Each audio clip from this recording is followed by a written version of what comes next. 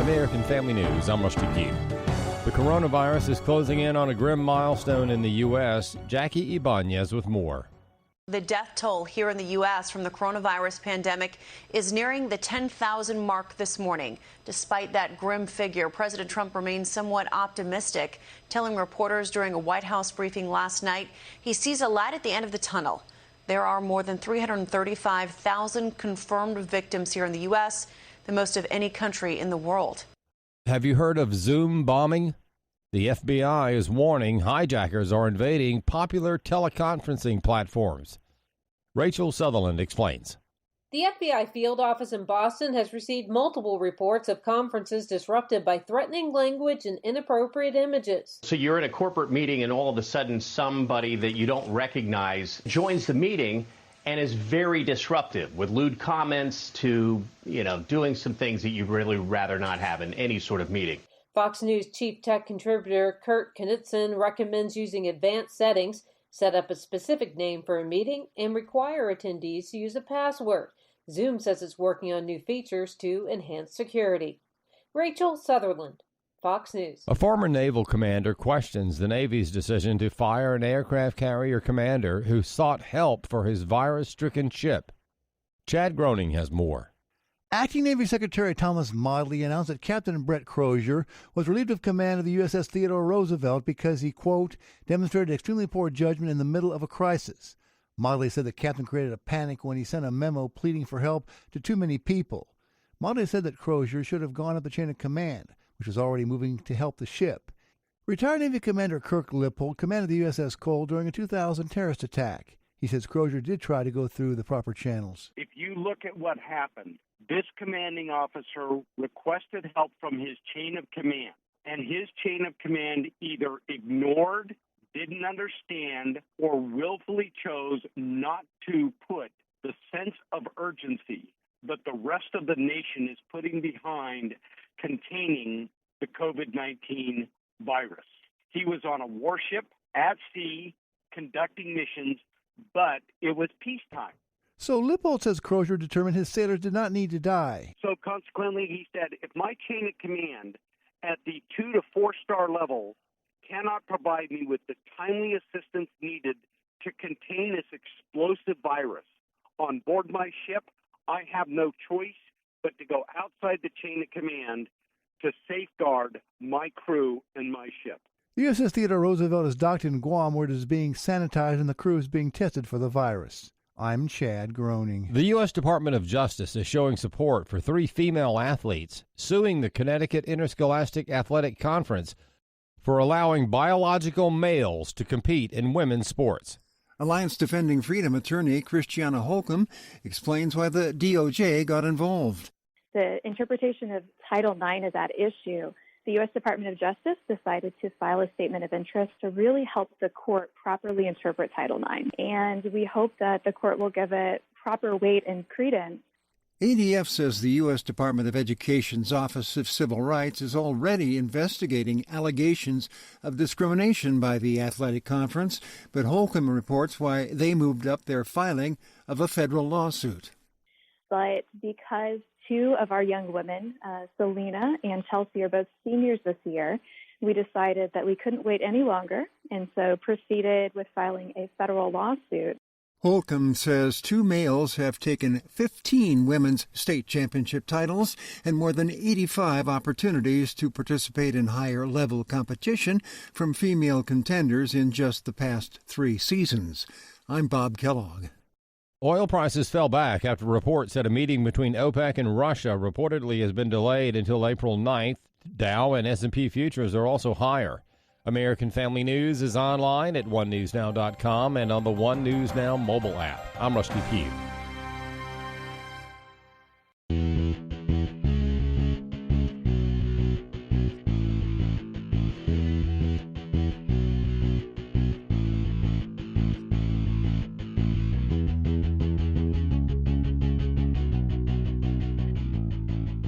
Welcome to the Claudio Reilsono Show on ClaudioReilsono.com. Brought to you by Aspire Pediatric Therapy and Roscoe Hearing and Allergy Care Center. Claudio will be speaking to sports legends from the 70s, 80s, and 90s about their careers, business, and what they're doing now. He will also hold roundtable discussions with some old friends about trending topics in the world of sports. And now, here's Claudio. Hello, everyone, and thank you so much for tuning into the Claudio Reilsono Show, brought to you by Roscoe Hearing and Allergy Care Center and Aspire Pediatric Therapy. As always, I want to thank Rick Mitchell for the introductions and my fantastic producer, Adam Zaloof. Today's guest, Adam Mendler, I respect him and admire him for a lot of reasons, but one of the reasons is he does so many different things. He is the CEO of the, I'm going to pronounce this right, I just asked him how to say it, the Veloz, help me out here, Adam, I just asked you, the Veloz Group, right? You got it. You nailed it. Okay, the Veloz Group, where he also co-founded and oversees ventures across a wide variety of industries. He's also a speaker, a blogger, has a podcast. The podcast is great. It's the 30-Minute Mentor. Again, he's a contributor to Huntington Post, Forbes. He's done some work with Sports Illustrated, Fox. You know, he's everywhere. And Adam, thank you so much for being on the show. And I also appreciate you having me on your blog, which we'll talk about a little bit too. Thanks so much for being on the show. Claudio, thank you for having me. I'm fired up to be here. All right. Question number one. I read a lot about leadership. I study it, and I am kind of critical of a lot of leaders. But who are some of the leaders that you've studied over the years, and what do you think the difference, a two-part question, again, who have you studied, and what is the difference in leadership, say the leaders from 20, 30 years ago and the leaders of today in any respective business? That's a great question, Claudio. And there are leaders you study, and then there are leaders that you have the privilege of getting to know. And one of the things that I've been very fortunate in the work that I do is I've had the opportunity to interview hundreds of America's top leaders. So a lot of the leaders who people will read about in magazines and newspapers and on the internet are people who I've had the chance to go one-on-one with and talk to them about leadership and talk to them about their leadership journey and their best advice. And there are good leaders, there are bad leaders in every industry. I know some great ones. I know some really bad ones. I know some notorious leaders who have led companies that led to the economic meltdown. And I've learned a lot from both. What I would say is leadership has changed, in my view, a lot. A lot of the interviews a lot of the leaders who I've interviewed say that leadership really hasn't changed, that the principles of leadership were the same 50 years ago as they were 20 years ago as they were today. I understand that argument. I understand that perspective.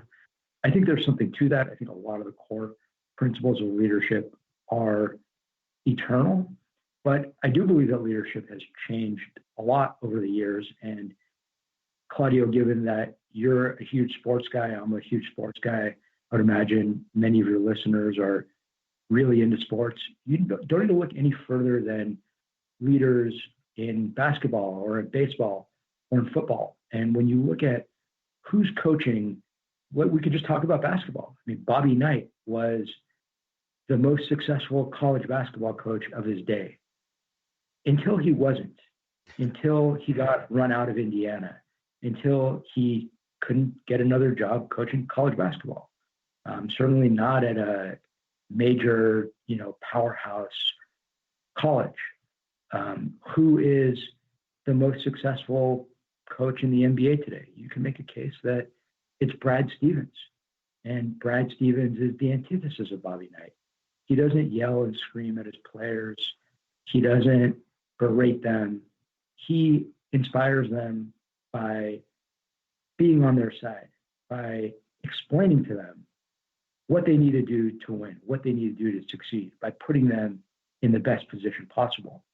And I know we'll go a lot deeper into it over the course of your show, but that's just one example of how leadership has evolved. I mean, we can talk about it in baseball and in football, but I hope that at least gives a flavor for, how I try to approach it.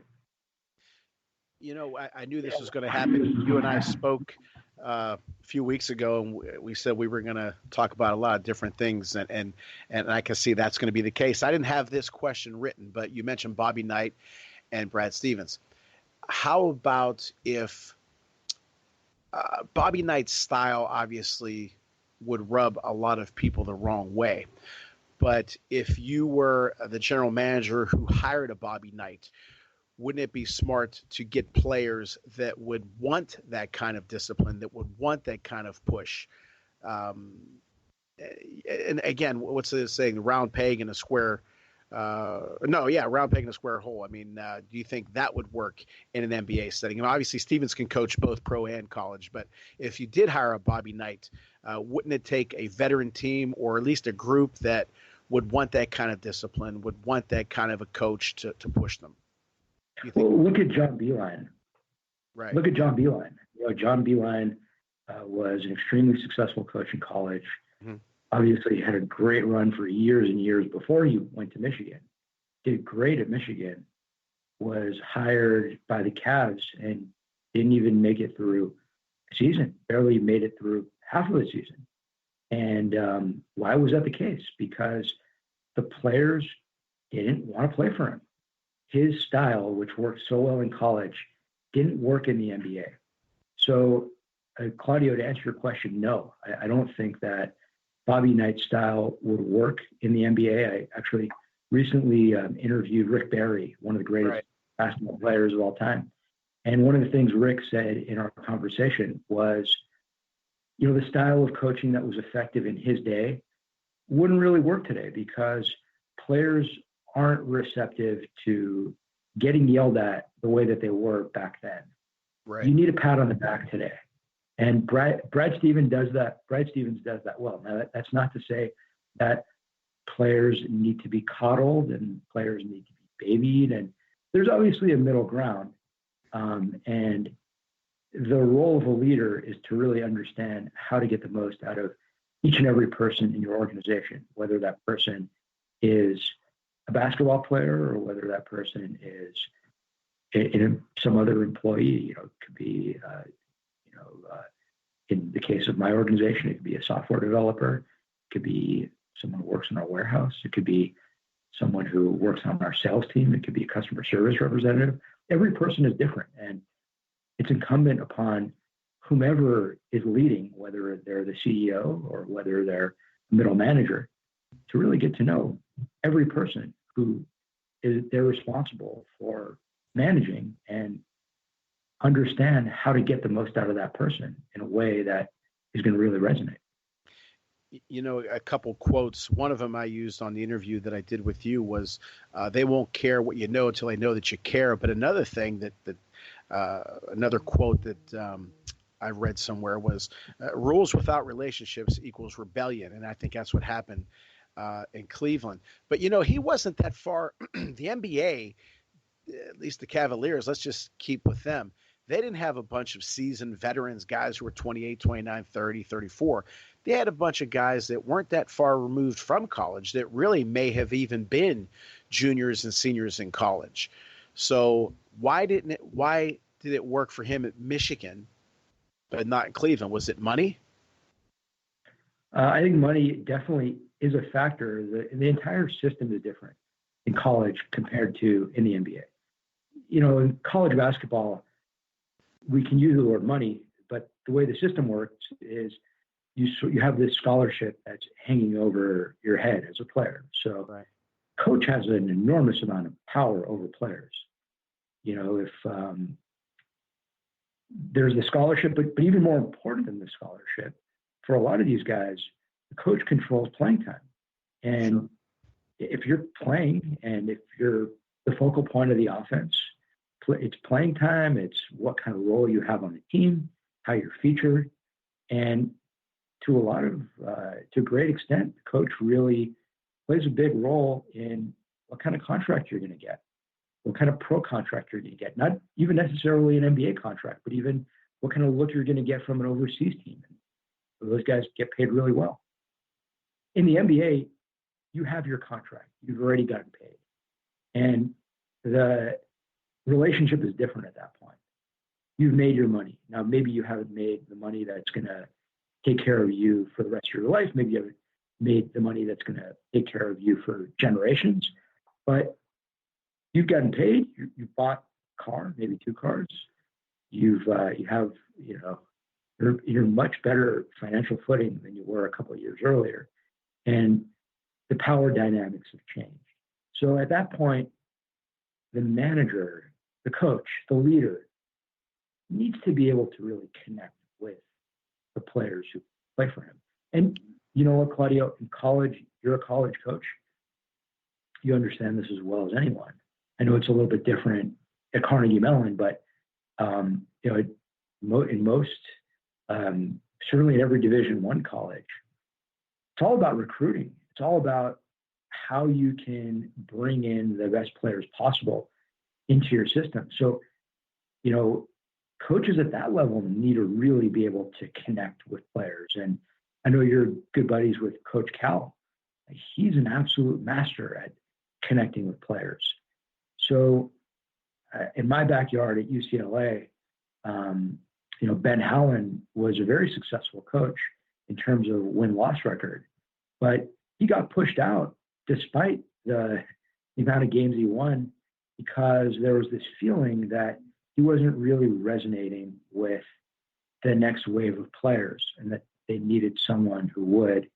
And to kind of get to that next level, it would require a different style.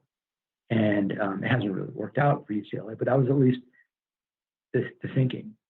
And to really succeed at any level in any organization, you need to be able to have the people who you are leading want to be there and be in a position where each and every day they're going to be giving their best effort and really want to run through that wall for you.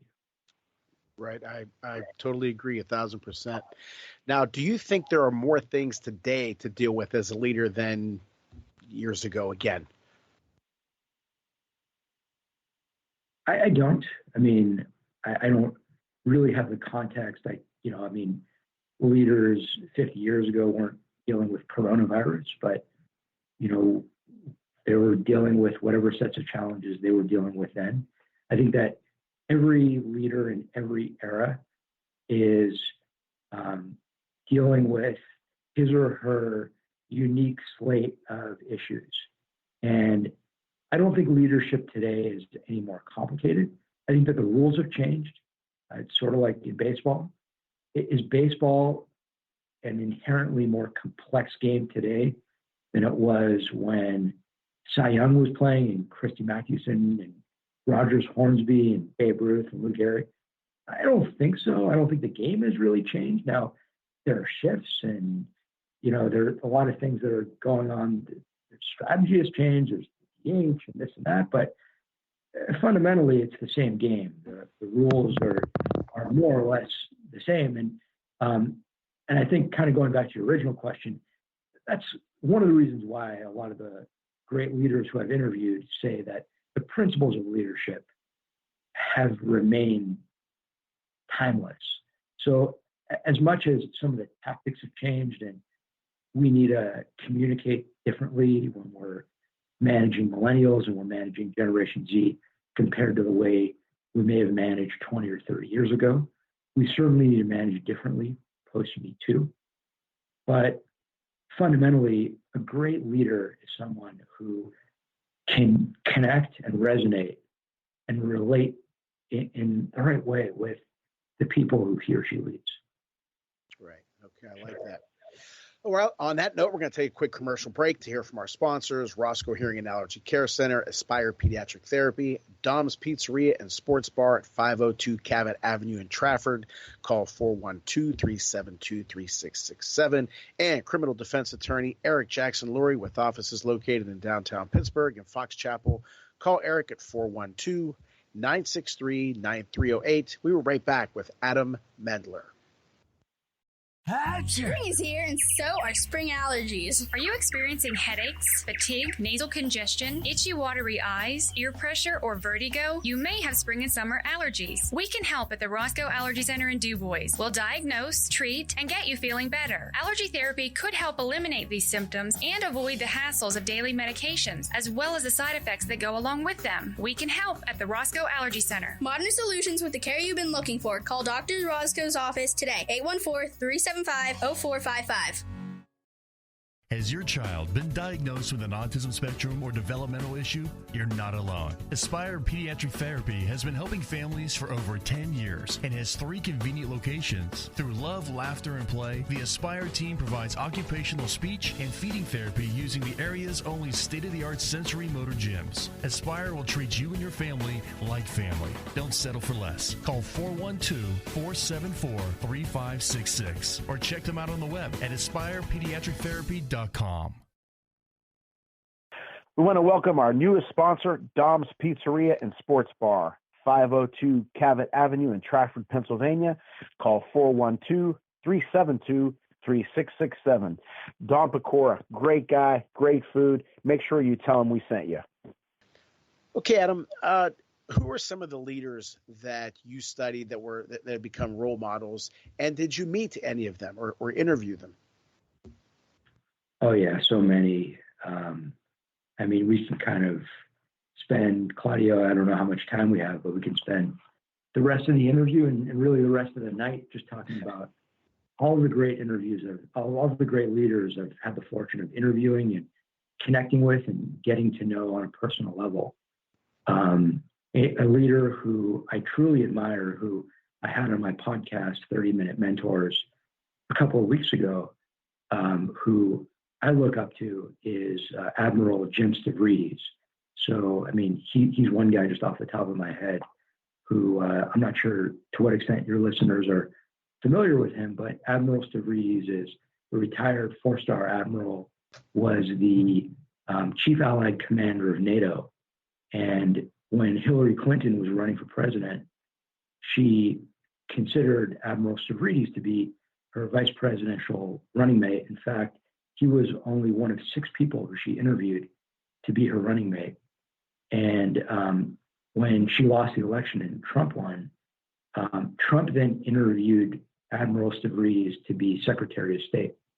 So we're talking about someone who is universally respected inside the military, respected across both political parties, which is something extremely rare today. Right, that's for sure. And yeah.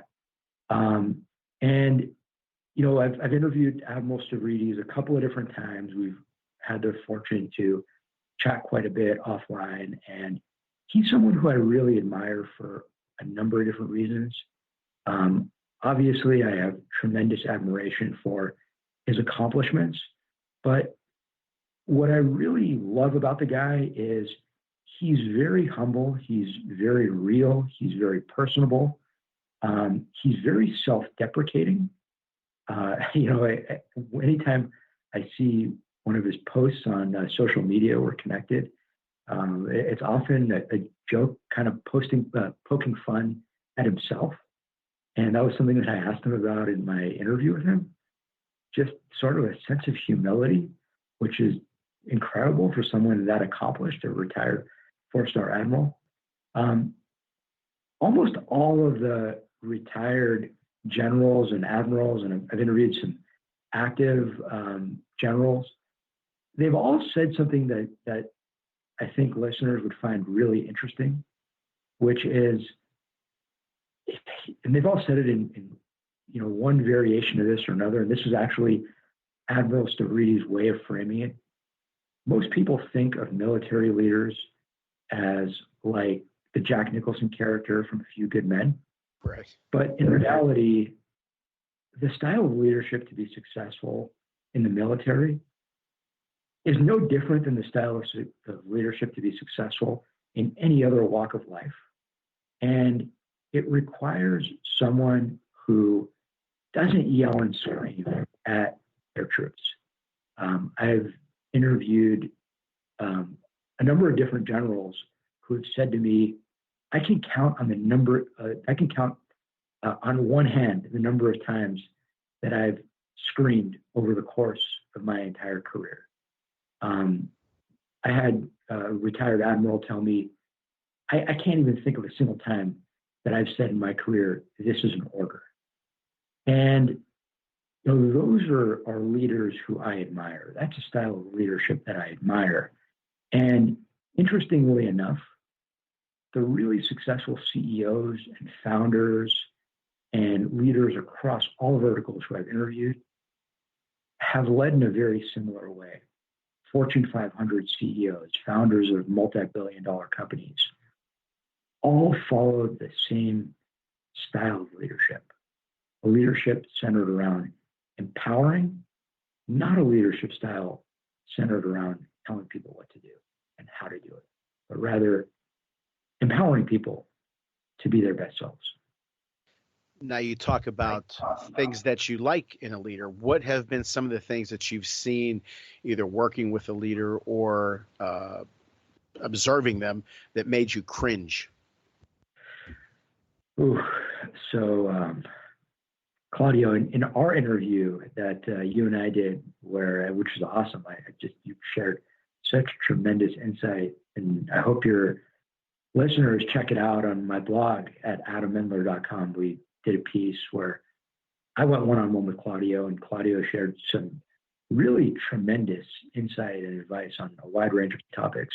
And one of the things that I loved that you talked about was when I asked you about leaders that you learned the most from, and you talked about two of the baseball coaches that you had. Yeah. And you cited them as these were two of the greatest leaders that I had the fortune of being around because they were such bad coaches. Right. And I learned what not to do as a coach. And I've had bosses and coaches that have taught me what not to do as a leader. And I certainly will not name them on the air. Oh, sure. The air. Yeah. But yeah, I mean, I had a boss early in my career. I don't know if your listeners are fans of The Office, but it's not that far from Pittsburgh, right? Scranton, Pennsylvania. Not too far. Right.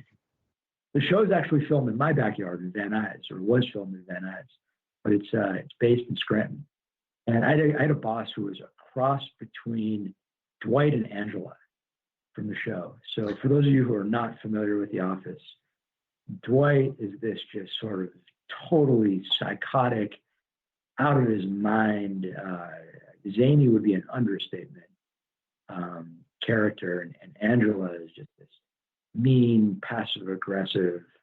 Hey, and my boss was kind of a cross between those two, and major micromanager would breathe down my neck and breathe down the neck of everyone else who reported to her, and a bunch of other people who reported to her went to management and basically said, it's me or her. Either get me a new manager or I'm leaving the company. And, they were able to reassign these people. And, I kind of, grinded it out, and it was a highly unpleasant experience, but I learned a lot from that experience, what not to do. And the key word really, and I've used this word a couple of times already, is empowering. When you have good people on your team, empower them, give them the tools to succeed, and then let them do their thing. Put them in a position to win. You should be there as a resource. You're a leader, you're a coach. Claudio, you coach baseball. You can't go out on the field and hit. You can't go out on the mound and pitch. You can't go to short and field ground balls and throw to first base. You can't do that. Right. All you can do is put your players in the best position possible to win, and then let them go out and execute. And,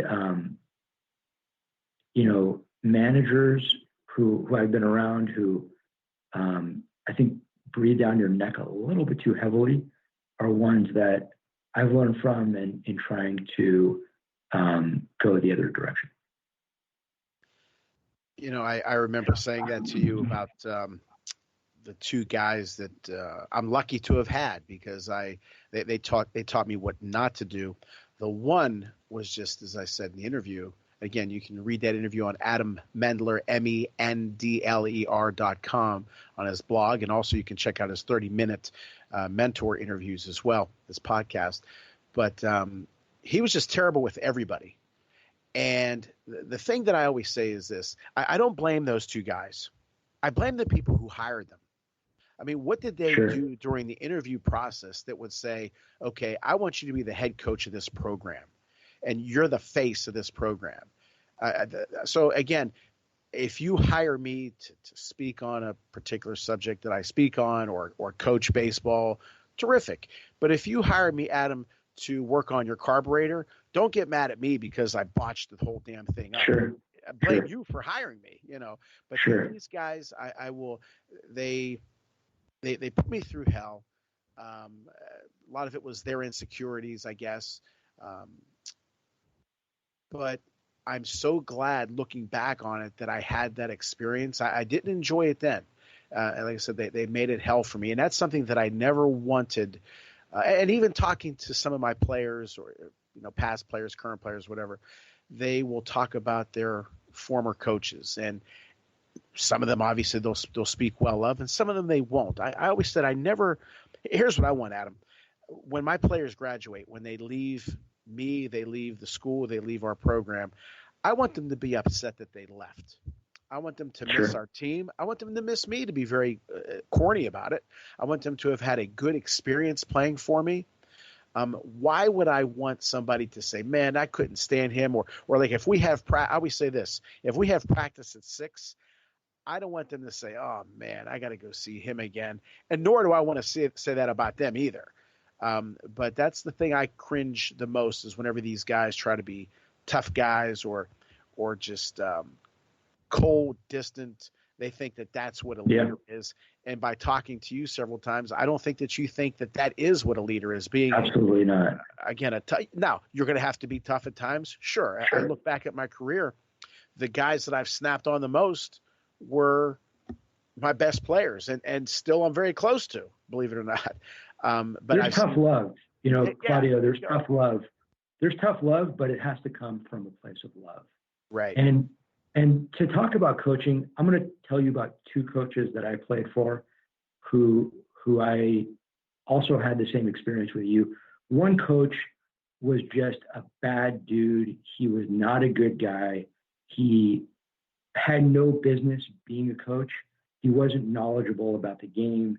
He had no connection to the kids he was coaching. It was just, and he was a mean guy, and he showed no positive qualities that you need in a leader. There was no warmth. There was no knowledge. There was no inspiration. There was no connectivity. There was none of that. He was just a guy who tried to rule through brute force, which he wasn't even good at laying down. It was just a bad coach. But we've all had leaders like that. We've all had bosses like that. We've all had coaches like that. The other coach that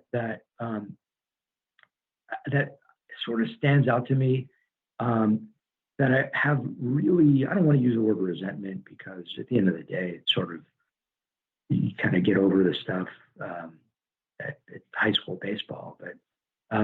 But a lesson that I really learned from a coach that I would say did a very poor job. He was an extremely nice guy, but our team was extremely unprepared. We were overmatched and unprepared in every single game we played. Now, granted, our players weren't very good, and the responsibility has to go to the players. I mean, every team, you can't win with good players, but the culture and the mindset and the lack of discipline, our practices were a joke. And if your practices are a joke, your performance is going to be a joke. John Wooden had this great quote, failing to prepare is preparing to fail. Right. And I believe that in every aspect of life, in every aspect of business, in every aspect as a leader. And when we were in preparation mode, we weren't preparing. And when we got out on the field, we got completely destroyed every game. And, a lot of that is just kind of a byproduct of leadership. And I think that these experiences really motivate you and have motivated me to try to inspire the next generation of leaders. And a lot of my work is really focused on building that next generation of leaders and taking the lessons that I've learned from interviewing hundreds of America's top leaders, both in my interview series and in my podcast, 30-Minute Mentors, where I'm interviewing leading CEOs, founders, celebrities, athletes, generals, admirals, and, really pulling their best lessons over the course of 30-minute interviews, really trying to give people who are interested in becoming better leaders the opportunity to do just that. And I have a story that I want to share with you, it would have been too long to put on the interview that we did, but there's a story I want to talk to you about and some things I want to ask you about that I don't have written down, but I knew this was going to happen between you and me, which is a good thing. But we're going to take another quick commercial break to hear from our sponsors, Roscoe Hearing and Allergy Care Center, Aspire Pediatric Therapy, Dom's Pizzeria and Sports Bar in Trafford, Pennsylvania, Lee Davis & Associates Legends Division Facebook page, and criminal defense attorney Eric Jackson Lurie with offices located in downtown Pittsburgh and Fox Chapel. Call Eric at 412-963-9308. We will be right back with Adam Mendler. Spring is here, and so are spring allergies. Are you experiencing headaches, fatigue, nasal congestion, itchy, watery eyes, ear pressure, or vertigo? You may have spring and summer allergies. We can help at the Roscoe Allergy Center in DuBois. We'll diagnose, treat, and get you feeling better. Allergy therapy could help eliminate these symptoms and avoid the hassles of daily medications, as well as the side effects that go along with them. We can help at the Roscoe Allergy Center. Modern solutions with the care you've been looking for. Call Dr. Roscoe's office today, 814-375-0455. Has your child been diagnosed with an autism spectrum or developmental issue? You're not alone. Aspire Pediatric Therapy has been helping families for over 10 years and has 3 convenient locations. Through love, laughter, and play, the Aspire team provides occupational speech and feeding therapy using the area's only state-of-the-art sensory motor gyms. Aspire will treat you and your family like family. Don't settle for less. Call 412-474-3566 or check them out on the web at aspirepediatrictherapy.com. Need a celebrity for an event? Visit the Lee Davis & Associates Legends Division Facebook page. Available for speaking engagements, autograph shows, ribbon cuttings, product endorsements, and other type appearances. We have World Series champions like Jim Rooker, John Candelaria, Grant Jackson, Rennie Stedett, Al Oliver, Ken Griffey Sr., football legends Roman Gabriel, Vince Papale, Louis Lips, Super Bowl champions Marv Kellum, Robin Cole, boxing champions Donnie the Golden Boy Lalonde, Vinny the Tasmanian Devil Paz, and yours truly, Claudio Reilsono. Contact us through our Facebook page at Lee Davis & Associates Legends Division or at reilsono16@gmail.com. We want to welcome our newest sponsor, Dom's Pizzeria and Sports Bar, 502 Cavett Avenue in Trafford, Pennsylvania. Call 412-372-3667. Don Pecora, great guy, great food. Make sure you tell him we sent you. Okay, Adam. Several years ago, I want to say 2007 or 2008, we were on our way at Carnegie Mellon that if we won this one particular game, it was going to be the most wins we had ever had in school history. I wanted that win for that group because they deserved it. It was a fantastic group. It was my first team that I had at CMU. My first team was in 2005, but these guys were, juniors at the time, seniors. And I really wanted that for them. Well, we had a game. We were down 7-0. And we made this big comeback. Take it back. It was 8-0. No, it was 7-0. It was 7-0. 7-0. We made this big comeback to tie it up. Then we had something that a baseball coach, usually doesn't have time to do, and that's think. A guy hit a double, tied the game up. and the other team called for a pitching change. So here I am. I have all the time in the world to think about a bunch of scenarios. If it goes to left field, send him because the left fielder didn't have an arm. If it goes to center field, send him. The center fielder didn't have an arm. Do not send the runner if it's hit to right field, unless it's a gap shot. If it's anywhere that he can get a glove on it quick, do not send the runner from second base because he will get thrown out by a mile. The guy has a cannon in right field. Again, we made this huge comeback to tie the game up. Last inning. The other thing is, it was my birthday. And the guys in the team, I heard them say, hey, let's win this for Coach. It's his birthday. They didn't say, let's win this because this will be the all-time win mark at CMU. So, in a sense, and not in a sense, but they wanted to win the game for me. I wanted to win the game for them. So, anyway, the ball gets hit. Do you think it got hit, Adam? Gets hit to Rule Mondesi. Right to yeah, Mondesi, right. Right Exactly. And what do I do? I send him. All right. And he gets thrown out by a mile. By a mile. And I just said to myself, what the hell? Do not send him. I had time to think. And you know yourself, you're a huge baseball fan. Don't send him. And I send him. He got thrown out. So as I'm walking back towards the dugout, I said, hey guys, get me out of this. Don't worry, Coach. We'll get him. Okay. Well, we didn't get him and we lost. So after every game, we go down the foul line, whether it's third or first base. And this time it was third base line. And I had my hands on my knees and my head, I was looking at the ground. And I was choked up, Adam. I felt like hell. I told him, I'm sorry. I said, I let you down. I knew what to do, and I didn't do it. I screwed up. You guys poured your heart on that field. And I can still see it because I wear sunglasses when I coach, and there was tears on my glasses. I can still see the water on my glasses. And I was so hurt because I let them down. Then all of a sudden I heard, Coach, it wasn't your fault. I should have got that hit when we had the bases loaded. Then my pitcher said, no, it was my fault because if I didn't walk two straight guys, then they wouldn't have gotten that triple. The other guys, no, it was my fault because if I'd have fielded that ball at second base in the fifth inning, then they wouldn't have scored. And when you were talking about, where you and I were both talking about coaches that we weren't crazy about, if I was mean to my players or it was all about me or didn't treat them well or care or respect them, they'd have said, yeah, it was your fault. Why the hell did you send him? But they didn't do that. And I, as a leader, you are going. They had your back. Yeah, they had my back. You're going to make mistakes. If somebody makes a mistake, sure, you have to fix it. Like I've never been a fan of, and everybody does their own thing. I coach one of John Calipari's quotes. What I'm looking at right now, it says, "Coach your team." I coach my team. When anybody else does, it's their business. But where they make them run laps, if they make an error, tell the kid why he made an error. Fix it. Making him run or punish him. Or I read somewhere today that the guy who Calipari replaced at Kentucky, Gillespie, years ago, he just picked up another job.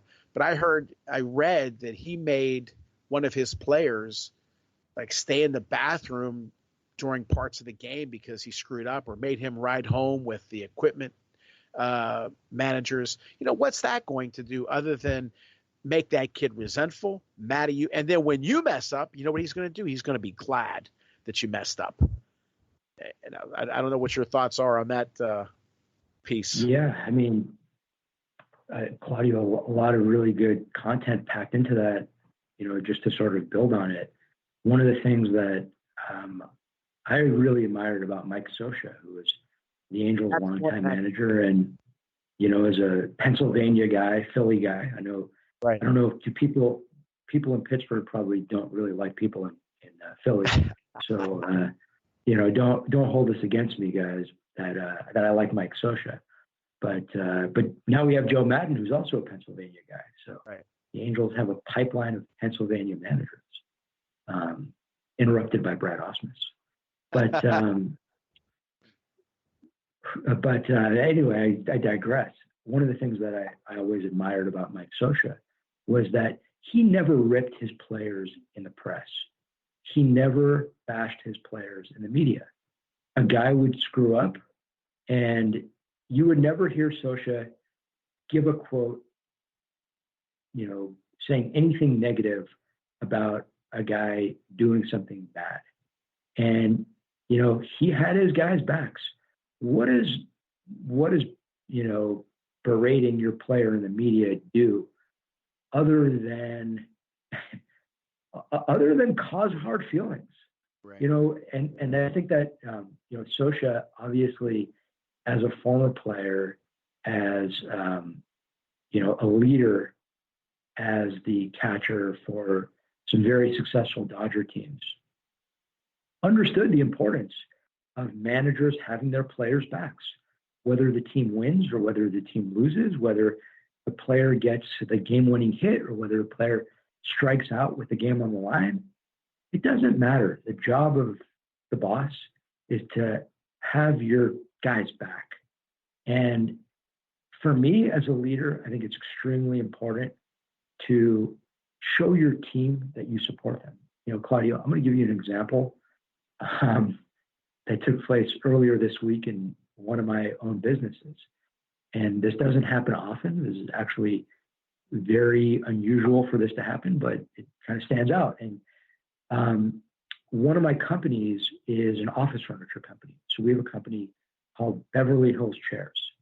And Beverly Hills Chairs is it's a really unique company. So there's a chair called the Herman Miller Aeron chair. Now, the Herman Miller Aeron chair is the #1 best-selling office chair ever made. This chair costs $1,200 brand new for an office chair. Everyone wants it. Every top, law firm, accounting firm, financial services firm, tech company, entertainment company. And, now that everyone's working from home because of the coronavirus crisis, people are furnishing their home offices. So people are buying these chairs. And our niche, what we do is we sell these chairs refurbished at a little bit more than half off of retail. So a $1,200 chair, we sell for, the name of the company is Beverly Hills Chairs. We sell these chairs all over the country for about $500 a chair, give or take. And I'm the co-founder of the business and I help build it.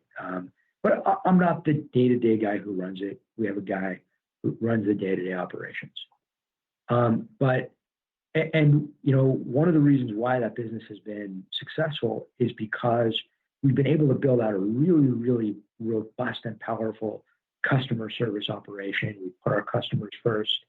We truly care about our customers. It's not lip service. It's a truly customer-centric business. We live and breathe customer centricity. So it was very rare for this to happen, but I get an email late at night, and the email is from a customer who was just ranting and raving about his experience with Beverly Hills Chairs, which was highly unusual because 99.9% of the emails we get are very positive emails. And in the email, he basically said, I interacted with 2 members of your team. And he had all the correspondence in this email. He said, I interacted with 2 members of your team. Guy #1 I interacted with was great. He was tremendous. He was awesome. He was amazing. Guy #2 who I interacted with was awful. He was a moron. He was an idiot. He's incompetent. You should fire him. He's terrible. He lost you guys $1.5 million deal.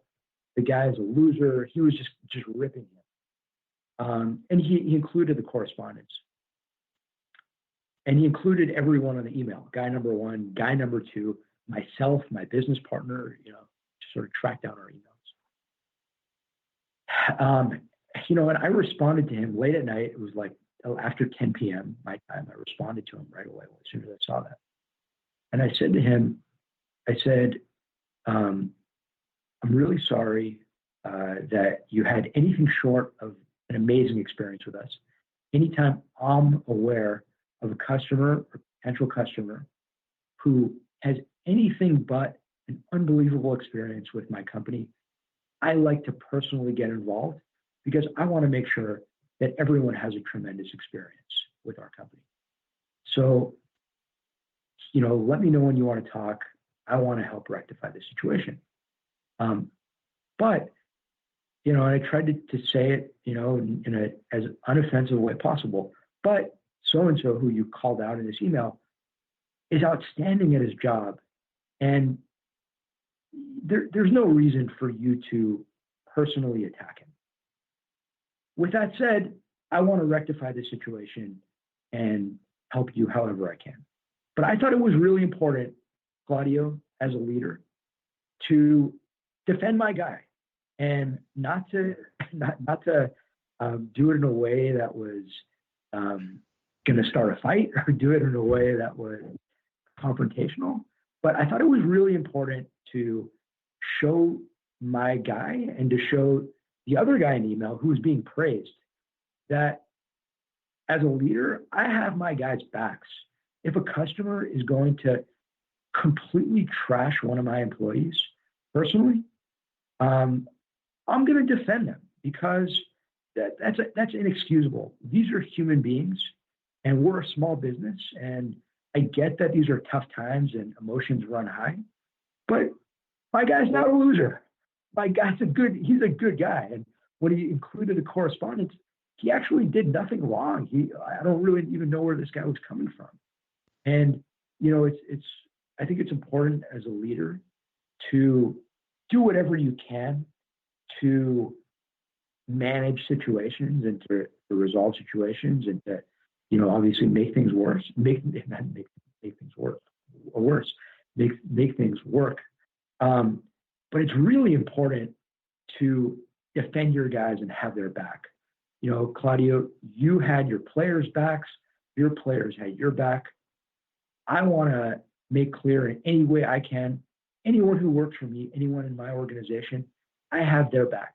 And if I lose a sale because a customer doesn't like the fact that I have my employees' back, so be it. Right. That's great. Now, as we said, you're a huge, huge baseball fan. And just to let you know, I know you're an Angels fan. I'm still used to calling them California Angels.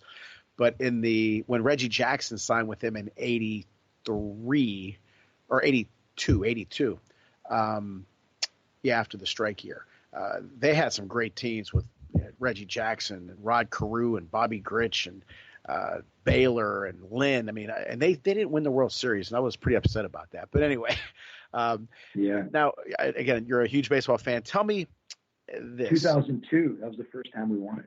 Yeah. What was it? Was it 2 or 3? 2002. 2002. Okay. I again have been critical of a lot of managers today. I grew up in a great era of managers, the Chuck Tanners, the Tony La Russes, even later on Joe Torre, which we'll get to in a little bit. And you mentioned Scioscia and Madden, Dick Williams, who managed the Angels for a little while, and Billy Martin, Whitey Herzog. I can go on and on. By the way, you've named a bunch of Angels over there. I mean, Joe Torre was our color commentator for a while. Yeah, that's right. Whitey Herzog, longtime member of the Angels organization. Right. I mean, you've been rattling off some halos over there. Jim Fregosi used to be manager. I used to like him too. Italian guy, got to root for him a little bit, right? But the role of the manager, I think anymore has decreased. A lot of times the lineup is made up for him with all this analytics, which I think you can use as a reference. But I think they use it a little bit too much now. So my opinion, again, is the manager just goes strictly by the book. Well, Chuck Tanner, who in my opinion was one of the great managers of all time, used to say, I don't go by the book because I don't – no, Dick Williams of the Angels said this. I don't go by the book because I don't know who wrote the book. But anyway, and he also made his name with the Oakland A's when he won the World Series with them.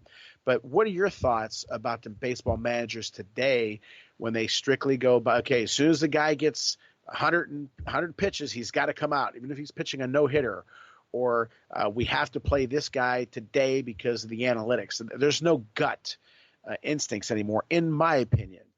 What are your thoughts on today's baseball managers? And you mentioned two great ones in Madden and Scioscia who didn't do that. And I think that's one of the reasons why Scioscia didn't get rehired just yet. Yeah, I think that there's a balance. I've always believed that there's a lot of value in the old school and a lot of value in the new school. And I think that it's important to take the best of both and marry them. And that's one of the reasons why I'm a big Joe Madden fan, because, as a longtime Angel fan, I've had a front row seat to watching Joe Madden as the Angels' longtime. He was their bench coach for many years, but was in their organization for years and years before he was their bench coach. And Joe Madden was an analytics guy before the word analytics was being used. And now that everyone uses the word analytics, Joe Madden says, I'm not an analytics guy. So I think that it's really a matter of marrying the two. I can tell you last year, Claudio, you touched on a point of frustration. Anyone who listens to the show who's an Angels fan, I don't know if you're going to have any listeners who are Angels fans other than people who might follow me on social media when I share this. Sounds like your listeners are probably fans of the East Coast teams, but maybe there are some Angels fans of the East Coast. Oh yeah. Are there? I mean, I guess because of Madden, I dropped an East Coast guy. So, but last year in particular was a perfect example of what you just brought up. So the Angels starting rotation, and I could have reeled these statistics off much more readily during the year last year, now that we're sort of supposed to be into the next season, which hopefully will happen at some point. But pretty much what happened last year with the Angels was their starting rotation was awful. Their bullpen was actually good. They had a good bullpen. They had good relievers.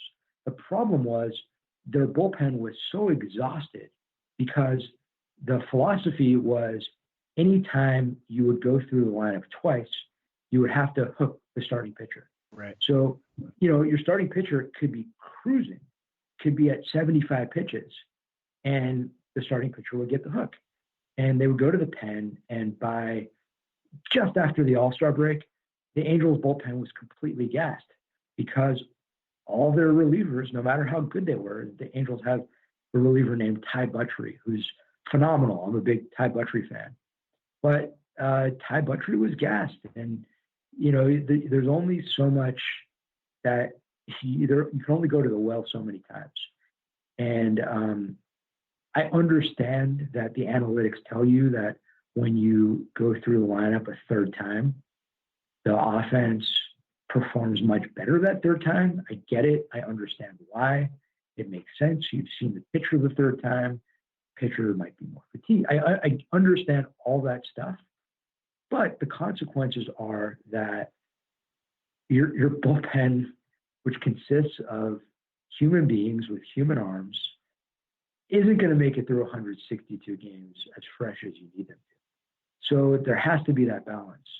And just as a fan, I think that that's one of the reasons why Brad Ausmus didn't make it past the season, was because, and again, I'm not, this is just me speculating, but that was clearly an area where, the team wasn't performing at all. Just look at the numbers. Numbers don't lie. Right. In baseball or in anything else. I agree. And baseball is the number one sport for numbers, but I think that they get a little carried away with like what you just said. I think the media runs baseball staffs. The manager knows that if he leaves him in or that third time around and the guy gets hit, the media is going to crush him. So basically, in my opinion, that the pitching staffs of Major League Baseball are being run by guys who never threw a ball. Claudio, I don't know that I agree with that. I don't know how much of it is. I don't know that it's the media. I think it really comes from the front office. I think that the front offices are. But the front office is afraid of the media as well. They don't want that bad publicity because they know that these. I mean, maybe the younger guys. Again, I'm 55, so I sound like an old man, but I'm not. But I don't think that they go by gut anymore. Like I said, I think that they say, okay, we better get this guy out because if he does get hit, the media is going to pound on me. And that stems from the front office. And the front office, Claudio, in my opinion. I don't know that I agree with you on that one. You and I agree on a lot, but I don't know that I agree with you on that one. I just think that front offices in baseball today are much more data-driven, obviously, than they were in the past, but much more data-driven than they've ever been. And when you're hiring statisticians from the best schools in the country, and not only hiring them, but really empowering them and giving them significant authority within your organization, that's going to play a big role in the strategic direction of your organization. So I think that just directionally, teams are emphasizing stats because they believe in stats. They believe that I've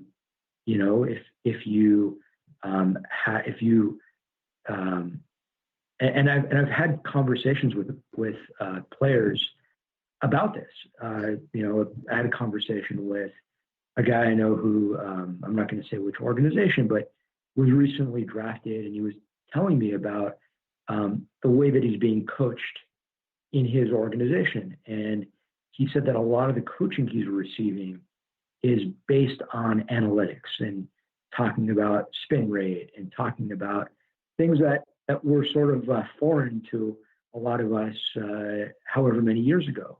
Right. So I don't know that it's really media driven. I think that the organizations really believe this, and they're drilling it down all the way to coaches at a minor league level and teaching their players the importance of statistics and the way that they think at the plate and think at the field. And I don't know, Claudio, right. As a coach, are you talking to your players about spin rate, and are you talking Never.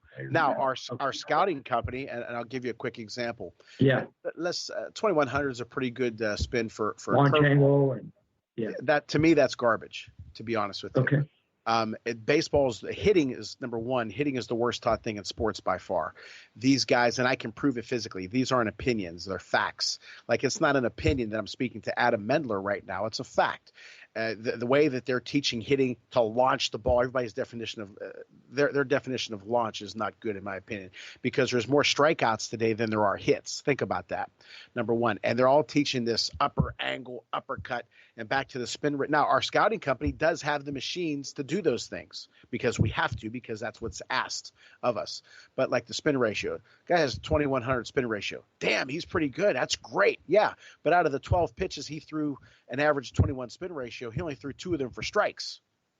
So, and then like you just said yourself, as far as the Angels last year, their bullpen was drained. Maybe those starting pitchers could have gone further, but the management, Absolutely. front office, and on the field, that may be their philosophy, but a lot of it they're afraid that the media is going to pound the hell out of them. Why didn't you take that guy out? Because the third time, the statistics prove this, that, and other thing. And the problem is they would rather have the analytics be right than the on the field. How can I word this? They would rather the analytics, even if they lose the game, they will say, well, that's the way we were supposed to do it. There's a few managers I can just tell you this as a huge Angels fan. Okay.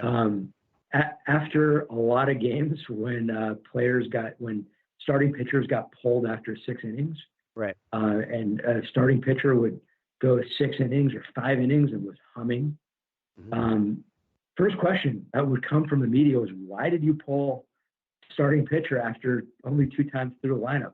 We understand that the analytics tell you not to have them go through the lineup 3 times, but you're draining your bullpen, and pitcher X was completely rolling. So I feel like as a manager, you're going to get second guessed no matter what. No question. As a leader, you're going to get second guessed no matter what.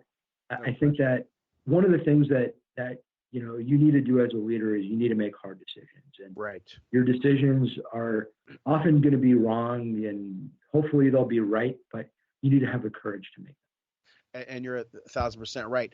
And another thing too, before we take our last commercial break, is again we'll keep it with the Angels history. Nolan Ryan, one of the greatest pitchers of all time, Go try to take him out in the 6th inning or the 7th inning, okay, or a Bob Gibson.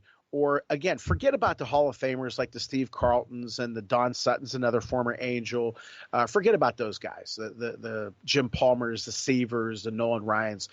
But the other tier guys, for example, John Candelaria, who pitched for the Angels, and Bruce Keeson, who pitched for the Angels, and both pitched for the Pirates as well, or the Jim Rookers, or the Rick Rodens, or the Joaquin Andahars, or whoever, that second, Jerry Royce, those second-tier guys. If you look, those guys threw hard too, and they also threw a lot of breaking pitches, which is just as hard on the arm. And those guys used to have 15, 16, 17 complete games a year. Nowadays, if a guy throws a complete game, he's a hero. I think the game is not coached as well as it should be. These guys, you always hear the phrase, they're bigger, stronger, and faster. They're not faster, trust me. But they are bigger, they are stronger. But again, I'm going on a rant here. I thank God and I thank my parents every day that I'm doing what I'm doing. But I also thank God that I came up when I did in that era. And I'm just not crazy, as I said, the spin ratio and all that. But is he throwing strikes? The launch angle thing. Not everybody's a home run hitter. Not everybody's going to hit the ball 440 feet, okay? You'll have guys who slap the ball. You're going to have guys who are just maybe singles hitters or whatever, but they want any more for those guys to jack the ball up in the air as well. And again, there's more strikeouts in today's game. If Nolan Ryan were pitching today, I mean, there was one year I think he threw 382 strikeouts. He would have 450 strikeouts. I mean, it would be insane because of the way it's taught. And this analytics thing, again, use it as a reference, but to go by every single – again, there's some managers, and I know this for a fact, they know before the game even starts, Adam, that Adam Mendler is only going to go 5 innings. Even if he's healthy, he feels great. Even if he's throwing a one-hitter, he's coming out. Then we're going to go to – pitcher number 2 for 2 batters. They have it all planned out. And I'm just not crazy about that. But that's me. But we're going to take our final quick commercial break here for our great sponsors, Roscoe Hearing and Allergy Care Center, Aspire Pediatric Therapy, Dom's Pizzeria and Sports Bar in Trafford, Pennsylvania, and criminal defense attorney Eric Jackson Lurie with offices located in downtown Pittsburgh and Fox Chapel. Call 412-963-9308. We are talking with our great guest, Adam Mendler. We'll be right back. Spring is here, and so are spring allergies. Are you experiencing headaches, fatigue, nasal congestion, itchy, watery eyes, ear pressure, or vertigo? You may have spring and summer allergies. We can help at the Roscoe Allergy Center in DuBois. We'll diagnose, treat, and get you feeling better. Allergy therapy could help eliminate these symptoms and avoid the hassles of daily medications, as well as the side effects that go along with them. We can help at the Roscoe Allergy Center. Modern solutions with the care you've been looking for. Call Dr. Roscoe's office today, 814-375-0455.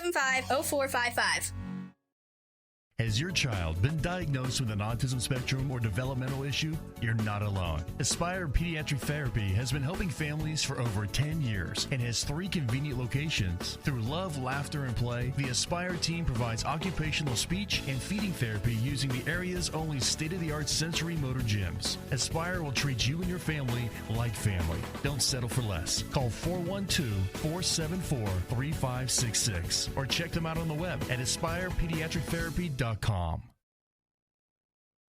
Aspire Pediatric Therapy in locations Moon Township, Pennsylvania at 993 Broadhead Road, Suite 10, and Banksville at 2893 Banksville Road, Pittsburgh, Pennsylvania. North Hills area, Pines Plaza Shopping Center, 1130 Perry Highway, Suite 120, Pittsburgh, Pennsylvania. In the Punxsutawney area, 1464 North Main Street, Suite 14, Punxsutawney, Pennsylvania, and the city of Pittsburgh in the north side, 1301 Beaver Avenue, Suite 10, Pittsburgh, Pennsylvania. And remember to check out their website for all of their information at aspirepediatrictherapy.com. We want to welcome our newest sponsor, Dom's Pizzeria and Sports Bar, 502 Cavett Avenue in Trafford, Pennsylvania. Call 412-372-3600 888-983-3667.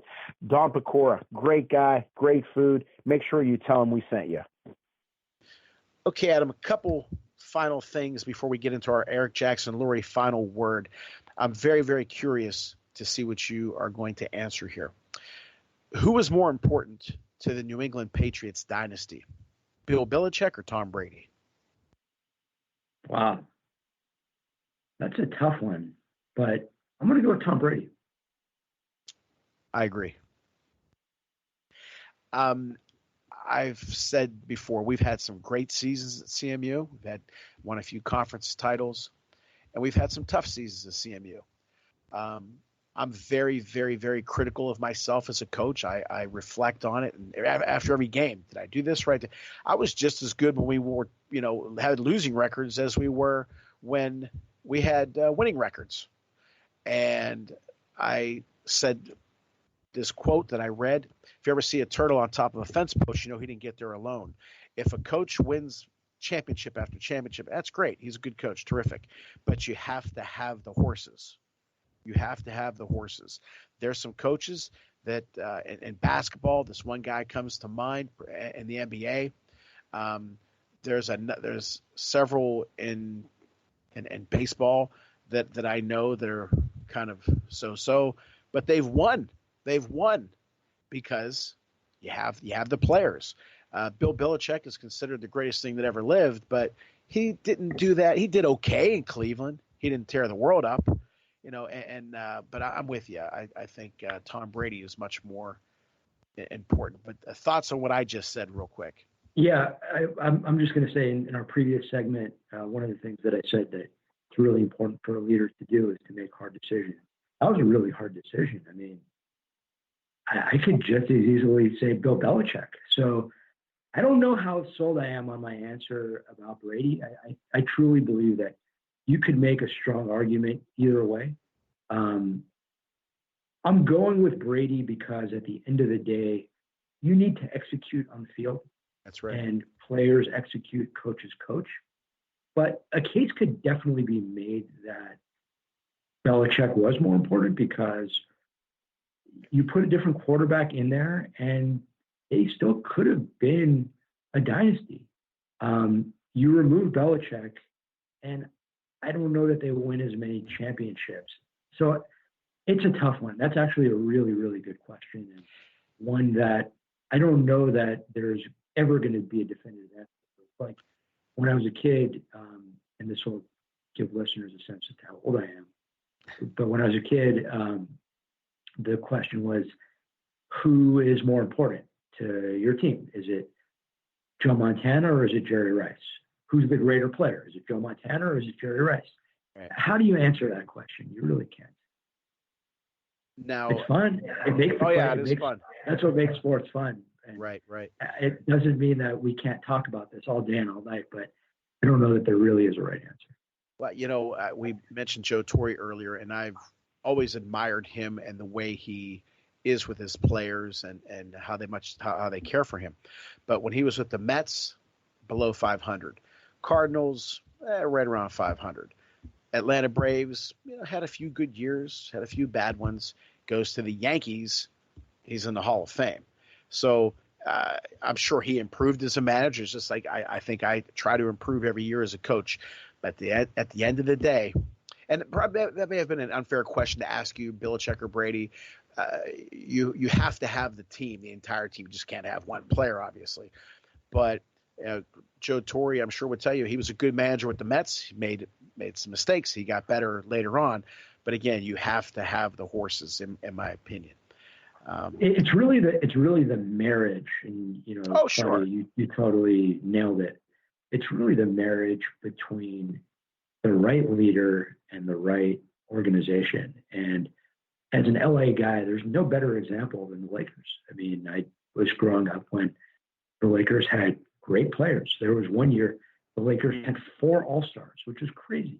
They had 4 players on their team who were All-Stars. And, they did nothing in the playoffs that year. And their coach was Del Harris, who was the wrong coach for that team. And as soon as they brought in Phil Jackson, the team was winning championships. So Phil Jackson, one of the greatest coaches of all time, didn't win when the Lakers didn't have the personnel. Right. But when they had the personnel, they won. When the Bulls had the personnel, they won. So it's really a marriage of the right leader capable of coaching the right players. And when you mentioned Joe Torre, there's no better example, because Joe Torre was the perfect leader for that organization. There was no better leader to manage that New York Yankee team. Now, take away Mariano Rivera, take away Derek Jeter, take away Andy Pettitte, take away Tino, take away Posada. We're talking about, and lots of other great players, Jim Lawrence, we can go on and on and on. Players play, coaches coach. You need both. I'm with you there. I am with you there. Now, our last segment is the Eric Jackson Lurie final word, called criminal defense attorney Eric Jackson Lurie, with offices located in downtown Pittsburgh and Fox Chapel, 412-963-9308. For the final word, Adam, what is your best advice to someone who has been in the leadership role for, let's say, 25 years? And what is your best advice for someone who's just starting out?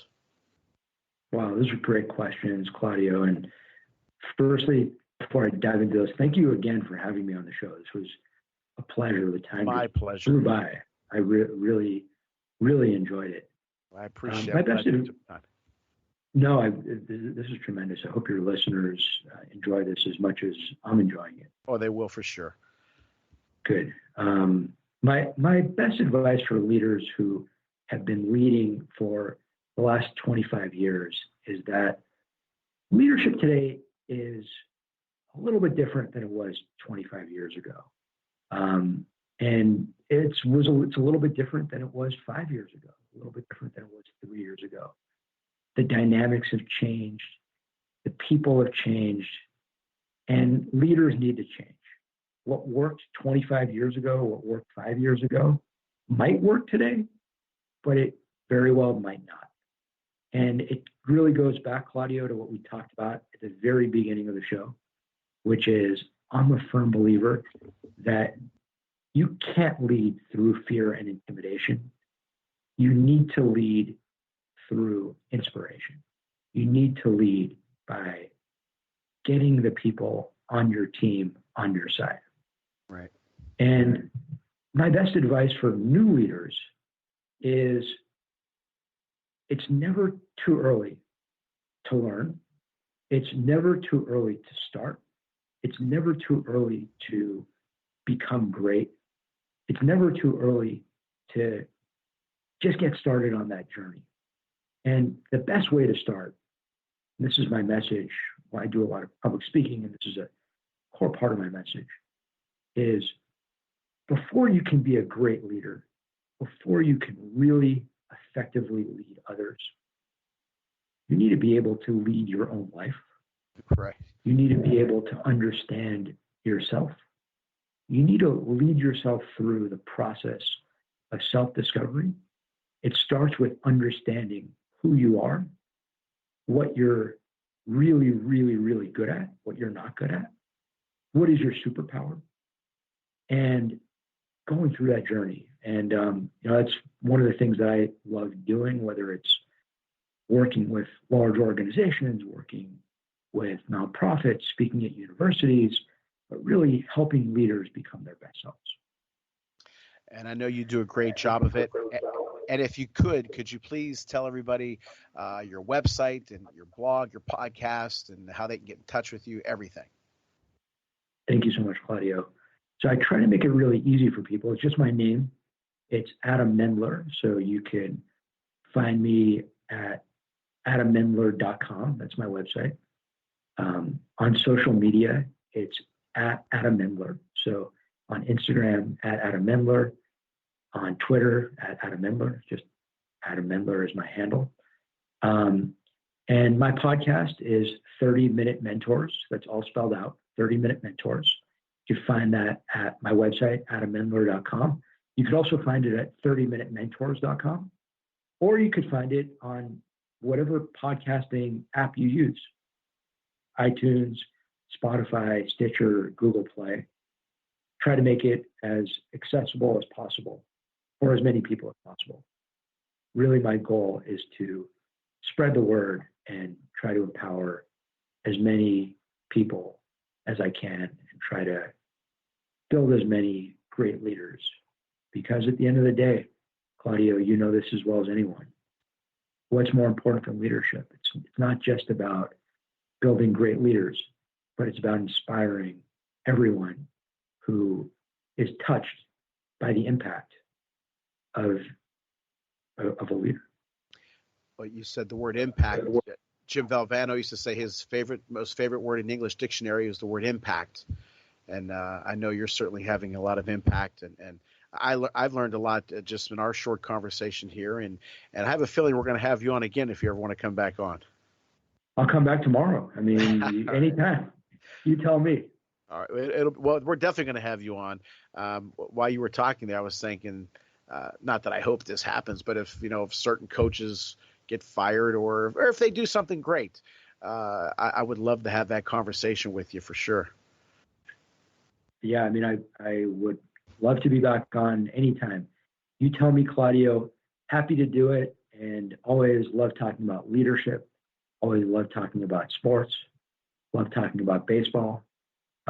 Love talking about baseball more when we have baseball. Hopefully we can get baseball back soon. Well, I hope so. We were supposed to have games, obviously, this weekend, and you're in practice, and your body's geared.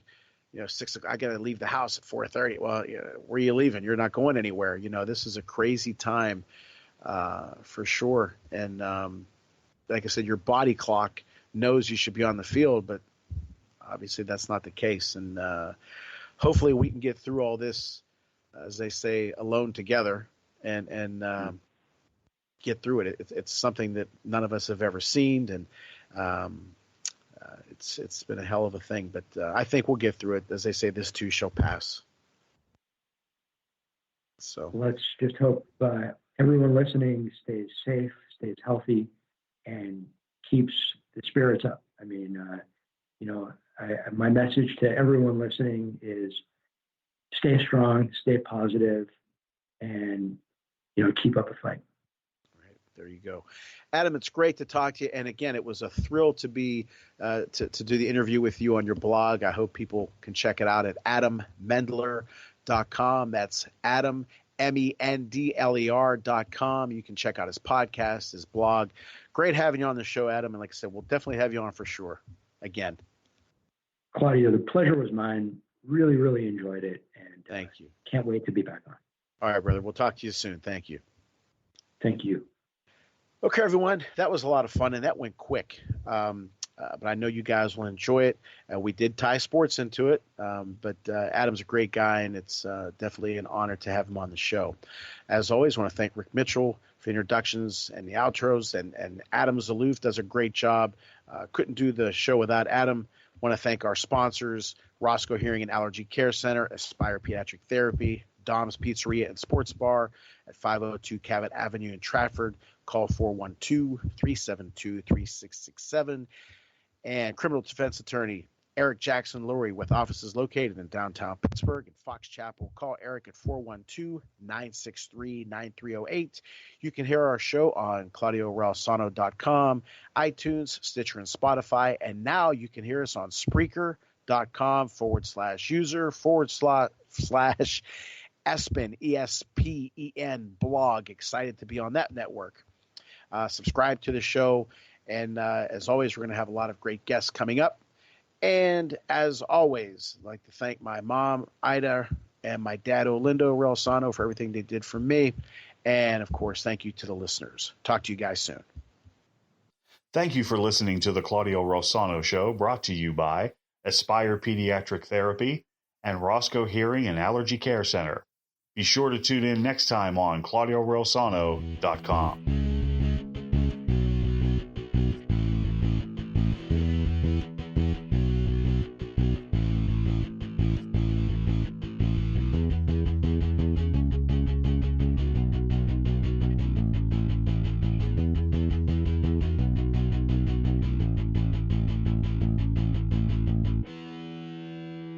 I Rapture! Spring is here, and so are spring allergies. Are you experiencing headaches, fatigue, nasal congestion, itchy, watery eyes, ear pressure, or vertigo? You may have spring and summer allergies. We can help at the Roscoe Allergy Center in DuBois. We'll diagnose, treat, and get you feeling better. Allergy therapy could help eliminate these symptoms and avoid the hassles of daily medications, as well as the side effects that go along with them. We can help at the Roscoe Allergy Center. Modern solutions with the care you've been looking for. Call Dr. Roscoe's office today.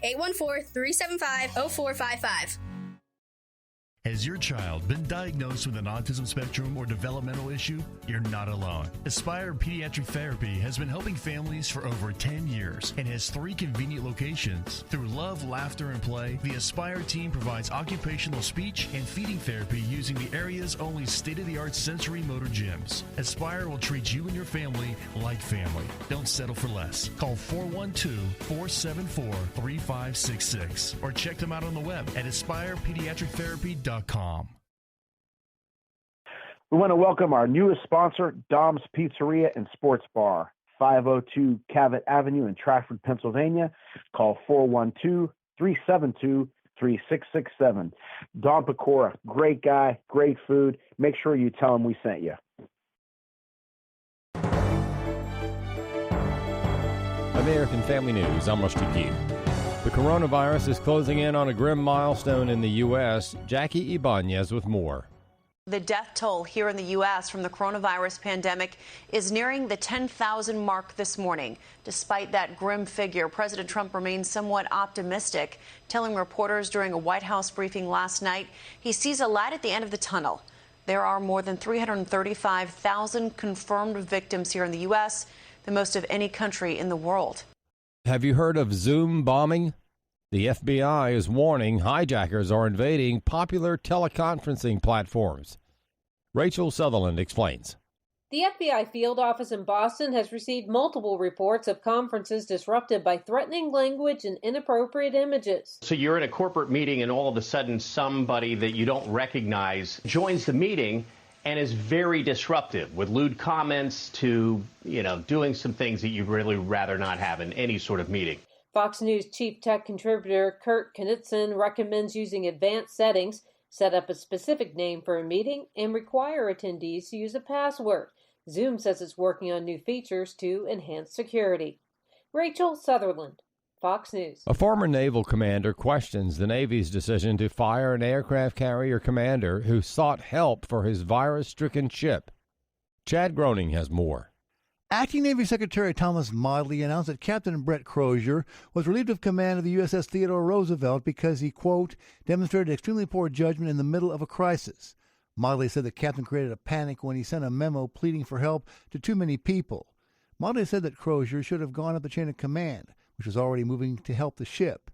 Retired Navy Commander Kirk Lippold commanded the USS Cole during a 2000 terrorist attack. He says Crozier did try to go through the proper channels. If you look at what happened, this commanding officer requested help from his chain of command, and his chain of command either ignored, didn't understand, or willfully chose not to put the sense of urgency that the rest of the nation is putting behind containing the COVID-19 virus. He was on a warship at sea conducting missions, but it was peacetime. So Lippold says Crozier determined his sailors did not need to die. So consequently, he said, if my chain of command at the 2 to 4 star level cannot provide me with the timely assistance needed to contain this explosive virus on board my ship, I have no choice but to go outside the chain of command to safeguard my crew and my ship. The USS Theodore Roosevelt is docked in Guam, where it is being sanitized and the crew is being tested for the virus. I'm Chad Groening. The U.S. Department of Justice is showing support for 3 female athletes suing the Connecticut Interscholastic Athletic Conference for allowing biological males to compete in women's sports. Alliance Defending Freedom attorney Christiana Holcomb explains why the DOJ got involved.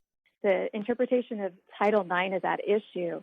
The U.S. Department of Justice decided to file a statement of interest to really help the court properly interpret Title IX. And we hope that the court will give it proper weight and credence.